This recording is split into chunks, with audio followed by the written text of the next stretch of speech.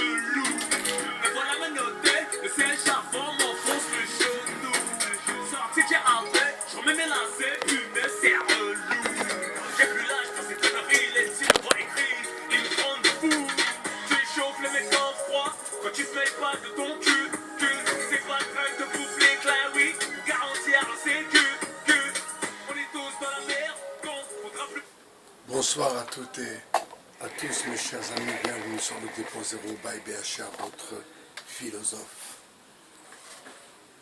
Alors, je voulais revenir sur ce petit détail qui est pour moi très important, et d'ailleurs, vous allez aussi vous en rendre compte, car mon actualité va aussi bouger un peu. Alors, dans cette histoire d'Hijra, bien sûr, il y a le fait de se retrouver en terre d'islam. En l'occurrence, le Maroc est une terre d'islam. Ensuite, ce qui se passe dans la société, eh bien, ici aussi, en France et partout dans le monde, il y a des gens tordus, il y a des gens qui sont un peu matrixés, pervers, il y a des gens qui sont complètement à la masse. Mais moi, je me brise là-bas pour recoller les morceaux. Vous savez, j'ai envie de marcher sans que on me connaisse ou on me reconnaisse être un étranger dans la ville. Et je pense, et d'ailleurs, je suis en train d'écouter des vidéos de lecture de Rimbaud, qui était parti aussi à Tanger, donc beaucoup d'écrivains ont trouvé beaucoup d'inspiration au Maroc. Et mon départ, alors c'est pour ça que je pense qu'il y a une na'ma dans cette hijra, c'est parce que mon départ est aussi lié à ma réussite sociale, entre guillemets, à ma réussite. Vous savez, j'ai des enfants, c'est un peu compliqué, et là, je m'adresse à Karim, toi qui as des petits problèmes avec tes enfants, tout ça, je voulais te dire, tu sais, et là je m'adresse aussi à vous qui avez des problèmes avec l'ASE, les services sociaux. Je vais vous donner une petite astuce sur le 2.0. Mes amis, tout ce qu'ils veulent, les services sociaux, c'est ça, c'est que vous couriez. Vous courez, voilà vos cas, vous y perdez quelque part votre santé. Voilà ce qu'ils veulent. Ils vous donnent rendez-vous, des fois ils ne viennent pas au rendez-vous, ils vous donnent vos rendez-vous, vous ratez un rendez-vous, ils vous redonnent rendez-vous 6 mois après. En l'occurrence, ils me l'ont fait. J'ai raté un rendez-vous, mon prochain rendez-vous pour voir mon fils est dans 4 mois maintenant. 6 mois pour avoir raté un rendez-vous. Vous imaginez quand même là ce que la justice m'inflige. Vous savez, mes amis, on ne peut pas s'improviser parent. Il n'y a pas de mystère. Être un parent, c'est déjà savoir qui l'on est. C'est déjà savoir ce que l'on veut pour soi déjà. Ensuite, ce que l'on veut pour ses enfants. Depuis que j'ai commencé à faire des vidéos sur YouTube, mon seul message était le suivant, concernant les quartiers. partez, partez, partez des quartiers, partez, allez en Seine-et-Marne, allez dans l'Oise ou dans la Somme, les maisons ne sont pas chères, même pour une location c'est moins cher. Partez, bougez, ne restez pas dans les quartiers, dans les cités. Je vais vous donner un petit exemple. Vous savez, moi, je suis un mec de la rue. Je suis un mec qui, quand il va à Barbès, ou à Châteaurouge, ou à Strasbourg-Saint-Denis, ou à Marcadet, je suis chez moi. Je connais tout le monde, et je ne vais pas dire tout le monde me connaît, pas avec prétention, juste que on se connaît. Et là-bas, moi, on me connaît. Dans le 18e, les gens me connaissent. Et moi aussi, je les connais, bien sûr. Malheureusement, à présent, il y a tous ces jeunes algériens pour qui je fais cette vidéo aussi, et ça me touche vraiment de les voir partir en freestyle comme ça. Alors paraît-il que même avant de partir, ils prenaient déjà des médicaments. Mais à présent, je suis sûr que l'action Roche, en l'occurrence Valium, a dû prendre de la valeur. C'est quelque chose qui se vend toute la journée. Toute la journée. Les gens que je côtoie, certains font ces dièses à 2 balles, mais voilà quoi. Chacun se démerde comme il peut. En l'occurrence, eux, c'est leur dièse, c'est leur délire. Moi, je suis juste un peu un sociologue, mes amis. Alors, je vais vous parler d'une autre information qui est très importante. Vous savez, le problème du cannabis et de l'alcool et du sirop, le fameux sirop à la codéine, va poser un problème à la justice, à la jeunesse, va poser un problème aux addictions, aux nouvelles addictions.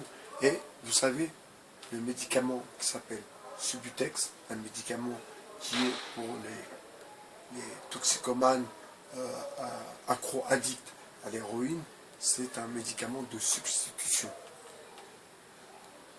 Malheureusement, beaucoup de nos frères en prison, je vous envoie la paix à tous les mecs au HEPS, que ce soit au D1, au D2, au D3, au D4, au D5, au bloc A, au bloc B, la santé, au bloc B, le reste du monde, je vous envoie la paix. Beaucoup sont tombés dans le Subutex en prison. Pourquoi?